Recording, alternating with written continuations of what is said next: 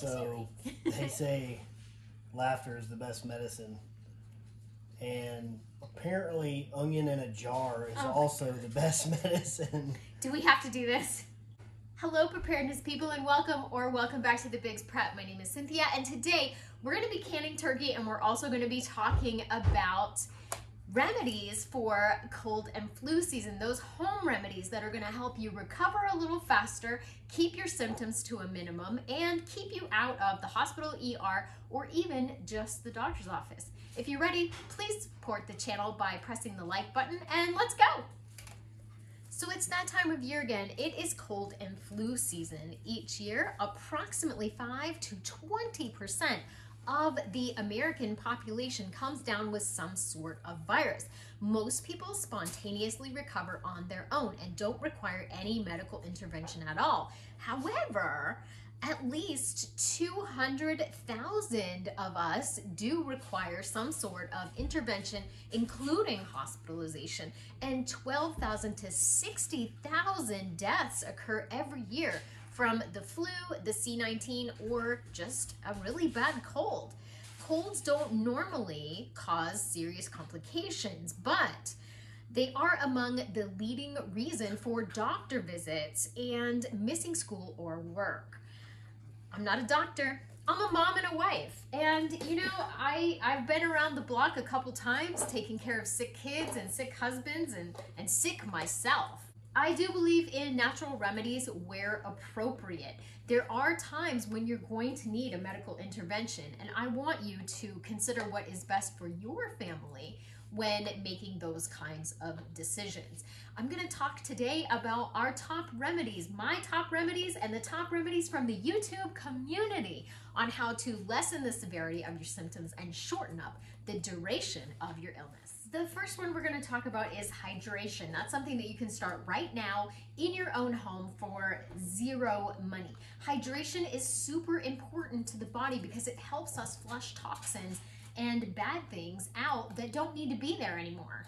If you're recovering from cold or flu, make sure you are staying hydrated, and that can be super hard if you're dealing with a fever, you're sweating a lot, you've got those chills, and the last thing you want to do on an empty tummy is try to hydrate. Another thing you're going to have to deal with maybe is that runny nose, and that really can dehydrate the body quickly. Over-the-counter medicines cause dehydration, so make sure you're getting in enough liquids to keep the blood flowing freely, and help boost those white blood cells and get all that stuff out of there. Here are the recipes I use for a homemade electrolyte drink. There's 3 different recipes here depending on who you're serving. Do not give babies under 1-year-old raw honey, but pretty much anyone else can have that. Oh, these dogs. Every video. I used to suffer really badly from low blood pressure to the point where I would pass out, and my doctor said you have to drink a Gatorade or some kind of, Powerade electrolyte drink every single day. And after drinking blue food coloring for a while, I was like, there has to be something else. So these are what I use. Next up, let's talk supplements. Now, any of the fact checkers are going to tell you that supplements are no good and won't help you out when you have a cold or a flu or a virus or anything like that. However, supplements like vitamin C, vitamin D, zinc, quercetin, echinacea, those are wonderful. Vitamin C is an important vitamin, an antioxidant that the body uses to help keep you strong and healthy. Vitamin C is used in the maintenance of your bones, muscle, and your blood vessel. Vitamin C also assists in the formation of collagen and helps the body absorb iron. You've got your vitamin D. Vitamin D is a fat-soluble vitamin that is known to help the body absorb and retain calcium and also phosphorus. Both are critical for building bone. Also, laboratory studies have shown that vitamin D can help reduce your risk of cancer cell growth, help control infection, and also reduce inflammation. And when the body is ill, there is an inflammatory state going on. Let's talk about zinc for a second. Zinc is a trace mineral, meaning that the body only needs small amounts, and yet it is so necessary for up to 100 different enzymes to carry out their own chemical reactions in the body. It's a major player in the creation of DNA, the growth of cells, building proteins, healing damaged tissue, and supporting the healthy immune system. So most people in the United States are zinc deficient. This is something that can easily be taken daily in a small amount, and you're going to want to make sure that you talk with your doctor before starting any supplements. Herbalists often recommend echinacea for shortening the duration of colds and flus. People taking lysine were found to have fewer incidents of cold and flu. Here is my supplement basket. Supplements like vitamin B, wonderful for helping to boost that immune system. Magnesium can help relax muscles, especially with all the coughing. Maybe even reduce some body aches. I've got some lysine here. Lysine, if you don't know what this does, research it because it's fantastic. Another big one for me is sleep. I have always prioritized the need for sleep, especially with my children. People in the United States do not prioritize or get enough sleep, but this is something free that you can do today to help boost your immune system and also shorten the duration of a cold or a flu for yourself. Your infection-fighting antibodies and cells are reduced during periods when you don't get enough sleep. Your body needs sleep to fight infectious diseases. That's not just an old wives' tale, that's actually science. Cytokines are in the immune system, and they're a protein that help us protect against infections. They are produced and actually reproduced when you're sleeping. You need sleep in order to give your immune system the best chance for fighting off a sickness. Try to add at least 1 hour of sleep to your regular routine when you're not feeling good. Let's talk about honey with tea. All over the community post, people were talking about honey with tea as an old-timey remedy for sore throats and relieving symptoms that are associated with colds and flus. Drinking tea or some warm water with lemon and honey is just the best way to soothe a sore or scratchy throat. Honey alone may be an effective suppressant too. It can help loosen up phlegm and also help you feel a little sleepy. That nice warm feeling in your belly, nothing better. Put in a slice of lemon and you can bump up your vitamin C as well, which we've already touched on vitamin C. Some other teas to try would be some turmeric. It's an anti-inflammatory, antibacterial, antioxidant, and it makes a wonderful natural remedy for fighting off any kind of sickness. Some ginger tea helps soothe that upset tummy and also contains vitamins and property that can help soothe nausea, boosting your immune system to help you get over that cold or flu a little faster. Lemon tea full of vitamin C. Lemon tea is a powerful boost to the immune system, and those sore throats don't stand a chance. Peppermint tea, soothing again that upset tummy, preventing nausea, helps aid with fever as well, and reduces stress. It contains natural menthol that helps soothe pesky coughs and also loosen some congestion. I am a huge believer in herbal teas. I have more than one huge cup of warm herbal tea every day. I don't do caffeine. If you do caffeine, that is awesome for you, not for me. But herbal teas are a great way to keep your immune system boosted year-round. Of course, we can't forget about the rock star of the natural world, elderberry. If you don't know what elderberry does, I highly suggest you look that up. I would love to get a conversation going about home remedies down in the comments below this video. So if you have a time-honored traditional home remedy for alleviating symptoms of cold and flu, leave it down in the comments below. Now it's time to talk about Grandma's favorite, the chicken soup. Oh my goodness. And canning turkey, perfect. A turkey soup, a chicken soup, something wonderful with a broth, maybe some vegetables. Oh my goodness. There's nothing better than a good soup when you're sick. Don't leave out the herbs when you make your soup. The benefits of basil are amazing. Don't forget rosemary, also oregano. You want to remember your dill and all the other herbs too. The broth from a really good soup. Man, there is nothing better. It can help actually unclog any congestion you have in your sinuses, not so much in the chest, but definitely in the sinuses. And other ingredients include, salt and vegetables. There's electrolytes, protein, everything that you need. It's easy to digest, easy on the stomach. Chicken soup may have some anti-inflammatory properties, and it also has tryptophan. So you're gonna load the body up with all kinds of feel-good chemicals while you're eating it. Throw on a good show, a good movie, and just relax. You know it's not gonna be a video from me unless we talk essential oils. I love essential oils, but a word of caution, I want you to do what's best for your family, especially be careful around pets and children. Not everyone can tolerate essential oils. I want you to be using a good quality brand, and I want you to do what's best for your family. So with your essential oils, we're gonna think oils that maybe can break up some decongestant type things like eucalyptus. Eucalyptus oil comes from a eucalyptus tree, strongly scented oil with antiviral, anti-inflammatory, antibacterial properties, should never be taken internally, ever. But it's great for those eustachian tubes. Make sure you're using a quality carrier oil. Just wanna say that, don't burn your skin or someone you love skin, and definitely watch out what you're doing around your pets because some pets are very sensitive to essential oils.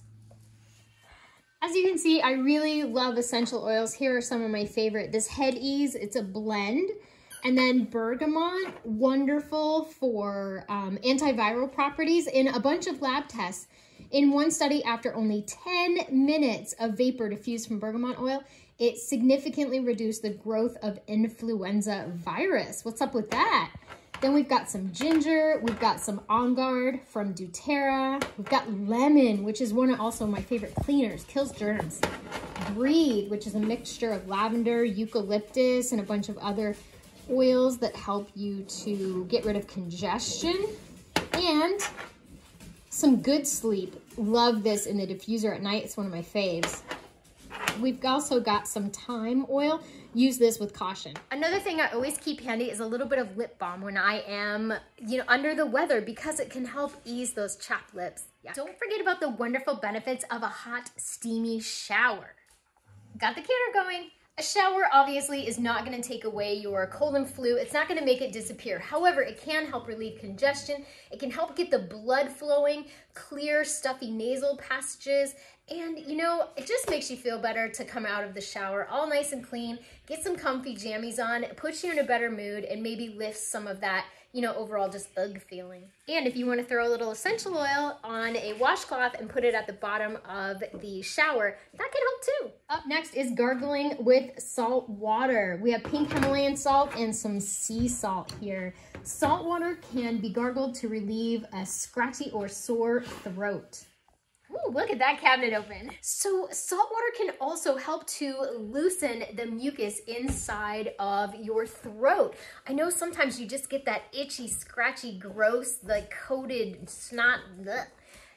Some warm salt water gargled several times a day can just help get that out of there. Salt has been used for millennia to get rid of infections and also to help overall fight infection in the body. The absolute best thing that you can do for yourself and your family is start implementing some of these measures right now in your household with your family. Make these home remedies a part of your daily routine. There is nothing like getting a great night worth of sleep. Before you go to sleep, curl up with a nice cozy mug of tea, put some of that raw, gorgeous honey in there to help boost that immune system. When you wake up in the morning, take those supplements so that your body has a fighting chance. And while you're sleeping, make sure you're diffusing some quality essential oils in the air to help cut down on the amount of germs just floating around. We have the best community on the Biggs Prep channel. I want to stop by the community post and make sure to shout out Megan Donahue for talking about magnesium and ginseng. USMC Amy, her two favorites for coughs and colds are raw honey, lemon, and then cinnamon. Carolyn Smith uses pineapple juice, which is a wonderful tip and completely natural. Then Alicia Bray, the gold-colored Listerine, applying that to bug bites. That is an amazing tip. Kendra Full of Joy, talking about powdered golden seal, a natural antibiotic for cuts and scrapes. Katie Trapnell, then talking about prune juice and the natural way to kind of get that digestion going. 40 and Broke, talking about Verner's ginger ale, which I thought was amazing. Megan back in the comments again, talking about tonic water and how it is a natural version of HCQ, which we can't mention on this platform. Ferocious Daisy, talking about those grape juice popsicles. Kendra Full of Joy, wonderful tip about using breast milk. Brenda Z, tea tree oil, and I have to say I'm a huge fan of tea tree oil. JC Neal talking about dehydrated citrus. Tammy Hughes, elderberry syrup, and let's not forget about good old Uncle Al with his big clove of garlic. Despite our best efforts, sometimes we need medical intervention, and that is okay. If you are feeling like you need that for you or your family, please seek that out immediately. Sometimes home remedies are not enough, especially with today's level of powerful viruses that we have going around. If you're not following me on Instagram at The Bigs Prep, what are you waiting for? Check out some of these great comments that I didn't get on the community page with all kinds of experienced preppers and moms talking about what they do when their little ones and loved ones are sick. I hope that you found these tips useful, and oh my goodness, I hope that you start implementing some of them in your home today. Thank you so much for watching, and remember everybody, I'd rather be a year early than a day late. What are you doing? What are you doing? They say laughter is the best medicine, and apparently onion in a jar is also the best medicine. Do we have to do this? I was in there painting, and I'm like, she's not telling the onion side of the story here. So years ago, I got sick. I was like real bad cold, and it was pretty intense. And she says, what about, I'll just put an onion in a jar, and the vapors are supposed to help. They do. He said no. I was like, no. Okay. So I take some nighttime cold medicine, pass out. Like 2 o'clock in the morning, I wake up, and I think the house is on fire. My eyes are burning. I can't see. I'm like, ah! I'm like, what is going on? I can't even breathe. I'm still sick. And she's like, it's okay. I'm like, what is that? My eyes are on fire. Something's wrong. She's like, no, it's the onion. I put it in a jar by your bed. And I reach over, turn a light on, and there's this onion in a mason jar, all chopped up to bits, cooking away like 2 feet away from my head. I put the lid on that thing, and I was like, never again. Never again.